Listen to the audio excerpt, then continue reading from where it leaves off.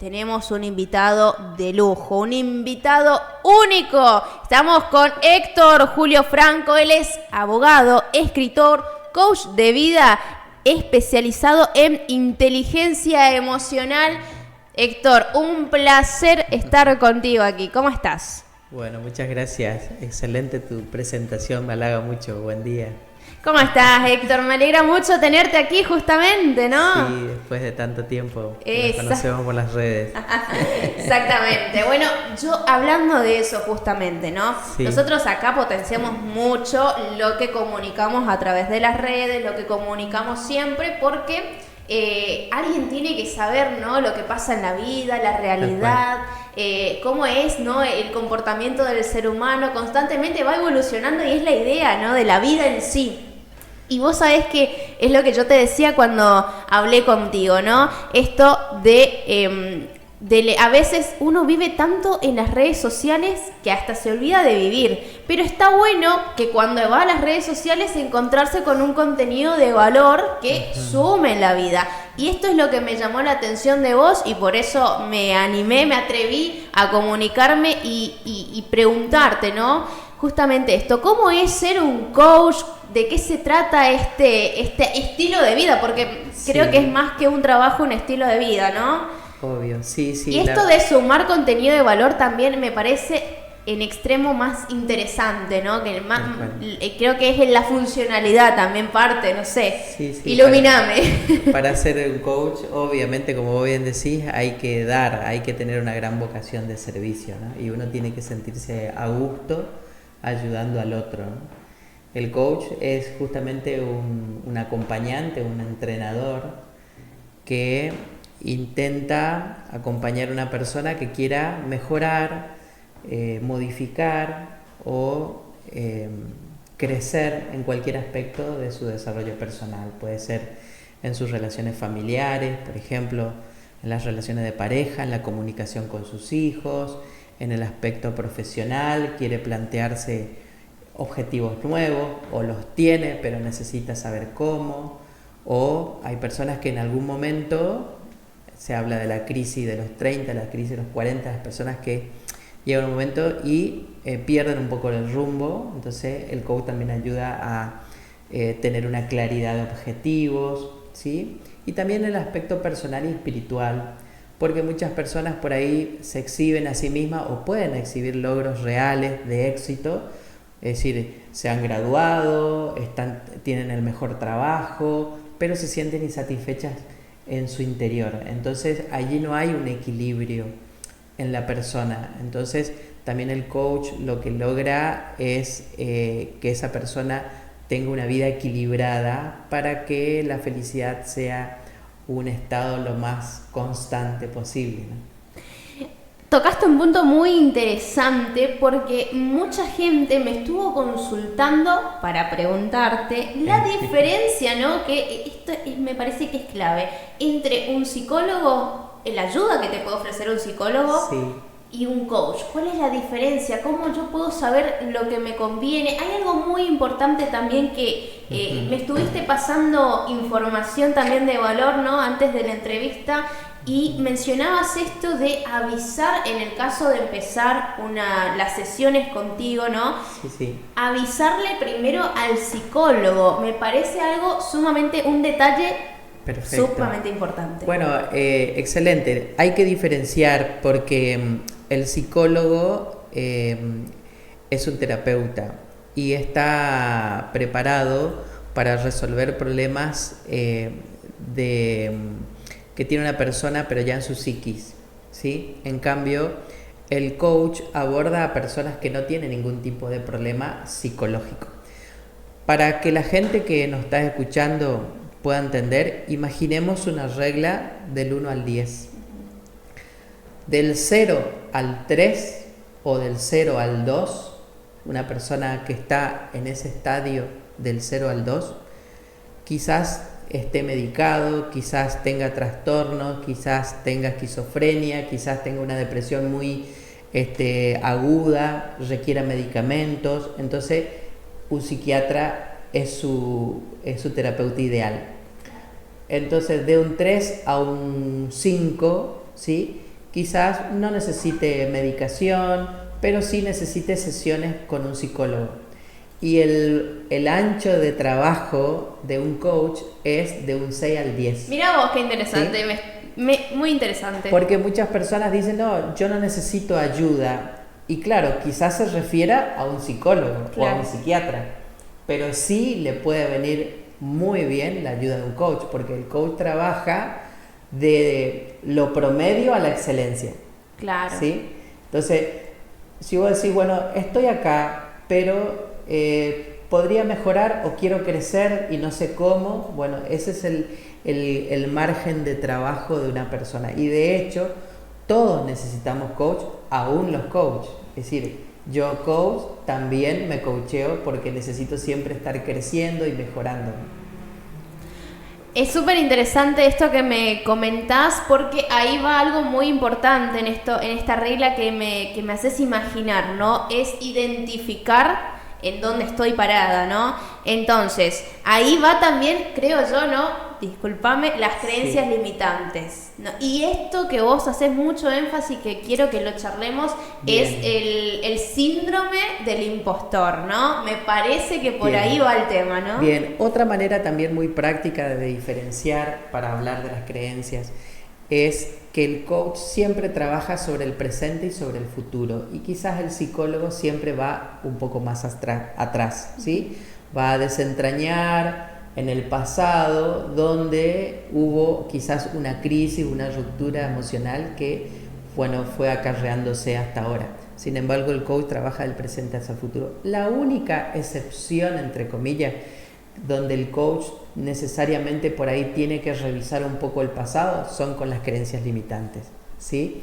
Es el único lugar donde decimos, bueno, pero ¿para qué? No para hacer terapia, sino simplemente para, indagar cuál es el origen, pero traerlo al presente. Es decir, el pasado no lo podemos cambiar, ¿sí? Básicamente eso es una regla del coach. Es decir, bueno, listo, estás donde estás, te pasó lo que te pasó, sos lo que sos, estás acá, bueno, listo, miremos tu presente y miremos tu futuro. Veamos las herramientas que tenés ahora, lo que contás ahora, y vemos qué podemos construir, ¿no es cierto?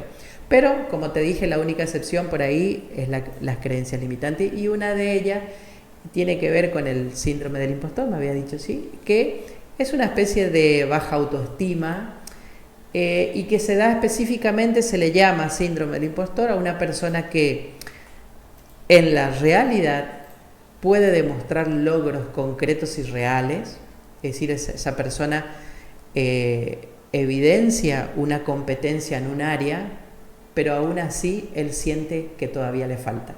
Uh-huh. Y eso le genera una frustración, le genera dudas y le genera temor, y muchas veces se va quedando por eso, ¿sí? A pesar de que quizás tenga logro, es decir, se haya recibido, sea un excelente profesional, todos los demás lo vean como que ya está para ser un número uno, pero él no se cree un número uno. Es decir, él no se la cree, se subestima a sí mismo.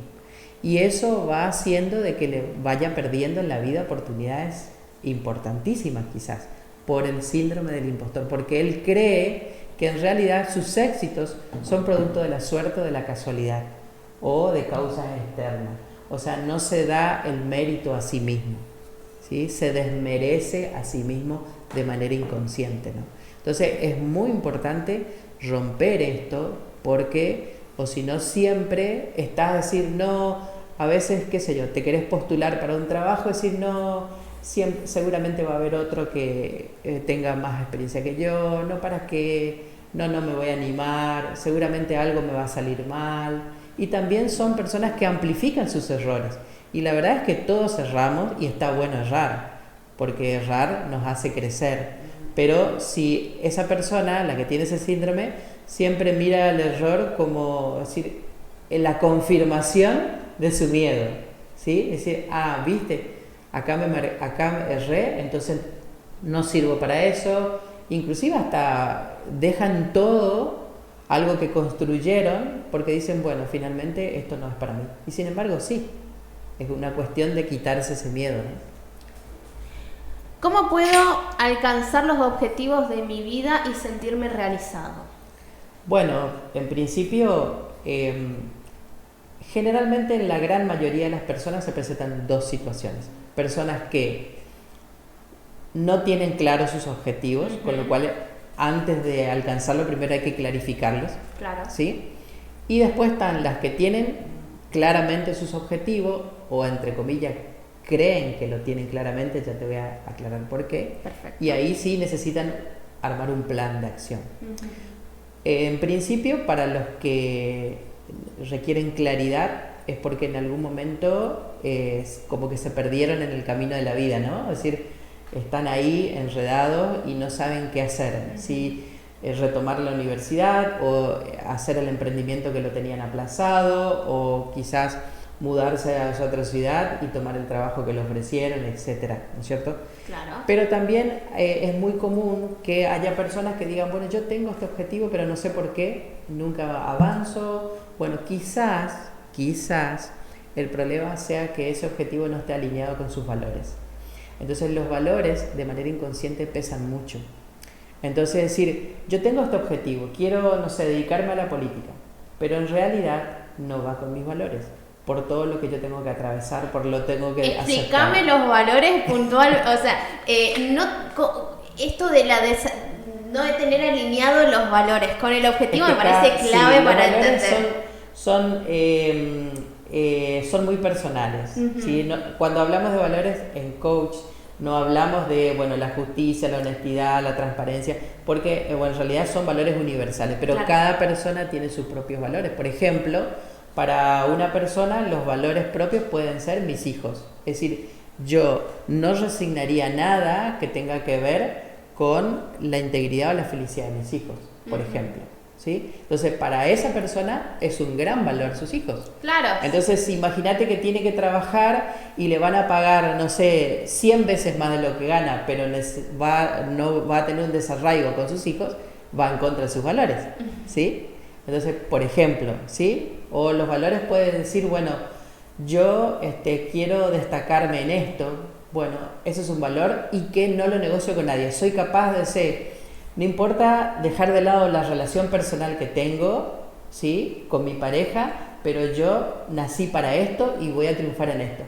Para esa persona ese es su gran valor. Claro. ¿Sí? Pueden tener varios, pero se da a veces que el objetivo que nosotros creemos que entre comillas nos conviene, o que por ahí la sociedad nos va empujando, o nuestra familia dice, mirá, vos podrías hacer esto, o yo te veo como esto, y vos vas adquiriendo eso, claro, pero en realidad son objetivos prestados que después cuando vos los querés llevar a la práctica, tus valores te los van atrasando, porque los valores siempre te van incidiendo muy, muy fuertemente y son los que te auto boicotean. Ahí viene otra vez el síndrome del impostor. Sí. Contame, después de 25 años de carrera exitosa como abogado, fuiste director, ¿no? Director general de personas jurídicas. Exactamente, de la provincia de Misiones. Sí, 12 años. Y tuviste una carrera impoluta en la abogacía. Fuiste escritor, sos escritor. Soy, Contame, ¿por qué? ¿Cuál fue el motivo en tu vida que te llevó a tomar esta transformación? Porque ser coach me parece que es una transformación personal primero, ¿no? Claro, bueno, tiene que ver con eso. Porque... Y ayudar, ahora estábamos hablando y me dijiste, uno de tus objetivos es ayudar a los demás con quien estén comprometidos con su propio desarrollo personal. Entonces, contame, ¿por qué elegiste esto después de tantos años de, no lo contrario, pero... Porque todos esos logros que vos mencionaste podríamos decir que son logros exitosos, ¿sí? Pero que en definitiva son exitosos en un solo aspecto de la vida. Yo te había hablado del equilibrio. Justamente. ¿Sí?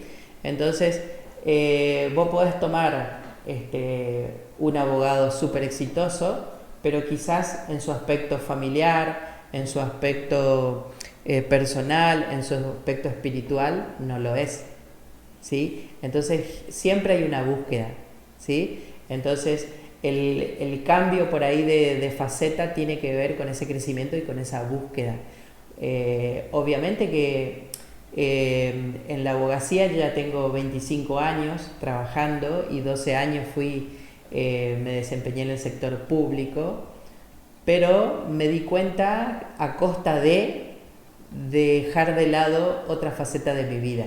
Entonces esa insatisfacción o esa frustración me llevó al autoconocimiento y lo del coach es una tarea que vos la emprendés por tu cuenta. Es decir, hoy no hay, digamos, universidades o que te certifiquen o que validen todavía ese conocimiento, sino que empieza por un autoconocimiento, ¿sí?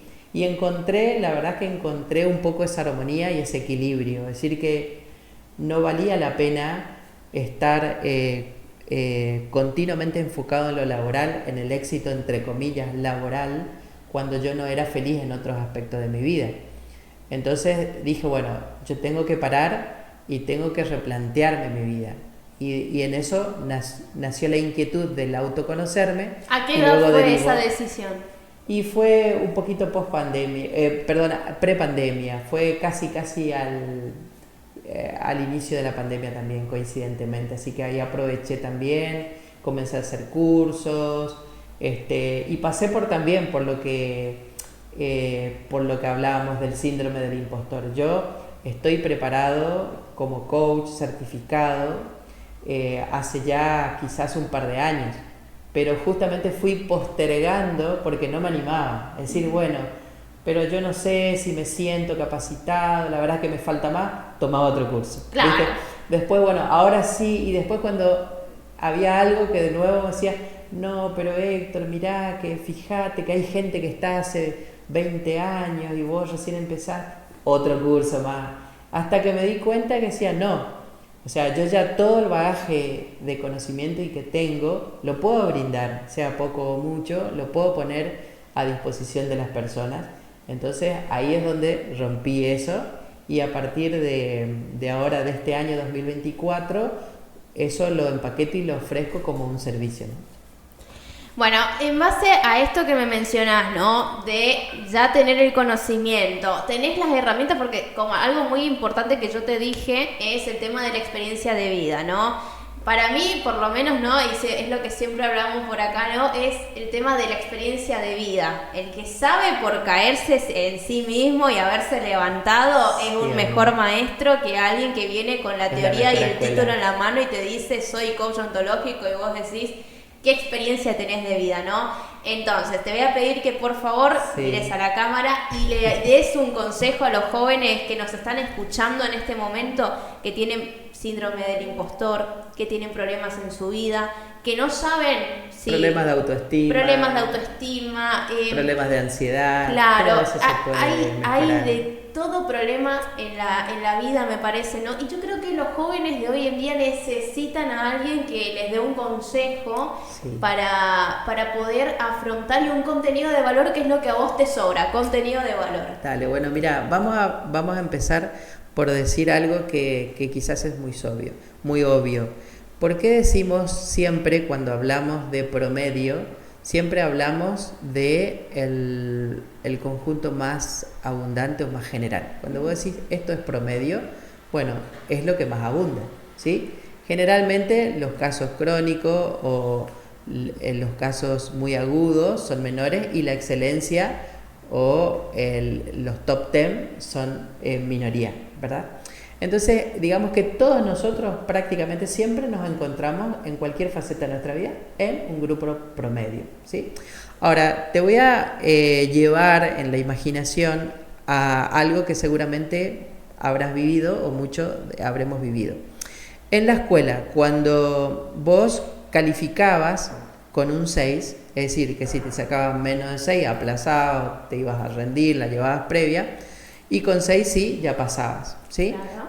El profesor te daba el resultado de la evaluación y suponte que te sacabas un 5,50, ¿sí? O un 5,75. ¿Qué hacía? Te iba, o quizás no vos, o viste la experiencia en otro compañero, se iba a llorarle al profesor, por favor, ¿sí? Me faltó 25 centésimas, o sea, erré una coma en la ecuación.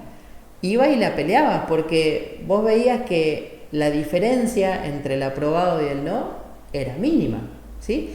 Inclusive desde el punto de vista del docente, si el docente te decía que no y te mandaba a rendir, la visión que todo el mundo tenía de ese docente, bueno, es wow, qué estricto que es, ¿sí? O sea, ¿por qué no es ciertamente tolerable o no le da otra oportunidad? Y nosotros crecimos con esa imagen de pelearla con uñas y dientes hasta alcanzar el promedio. Pero te pongo otro ejemplo. No te sacaste un 6,50, sino que te sacaste un 9,50. ¿Sí? La gran mayoría lo festeja y no hace más nada. Y si hay alguna excepción de un alumno que va y le pelea al profesor y le dice, profesor, yo revisé y yo me merezco un 10 y usted me puso un 9,75, un 9,50, ¿cómo es visto esa persona? Es mal visto. Pues, ¿pero este qué se cree? Encima que le pone 9,50 quiere 10. Y eso es lo que nosotros traemos arraigado, y ese es el mensaje para los jóvenes. Es decir, la gran mayoría de lo que nos está escuchando es un 8, es un 8,50, es un 9, pero ya cree que con eso está bien y se está perdiendo ser un 10 y que tiene que luchar por ser un 10. Y la propuesta es que crezca hasta llegar al 10 y que esa sea su lucha constante hasta el último día de su vida. Que no se conforme con ser un promedio porque es un contexto nada más en lo que fuimos educados y criados que esto es suficiente, ¿sí? Entonces el desafío siempre, estemos donde estemos, siempre se puede mejorar, siempre se puede crecer, siempre se puede amplificar todo lo que hacemos, cuantitativamente y cualitativamente, ¿no es cierto? Ese es el mensaje. Muchísimas gracias por estos minutos de tu tiempo, Héctor. Gracias por la entrevista y por acercarte hasta aquí en la radio, sí, para charlar con nosotros y darnos tu contenido de valor. Bueno, muchísimas gracias a vos por la invitación. Nosotros seguimos con más información después de una pausa. Nos vamos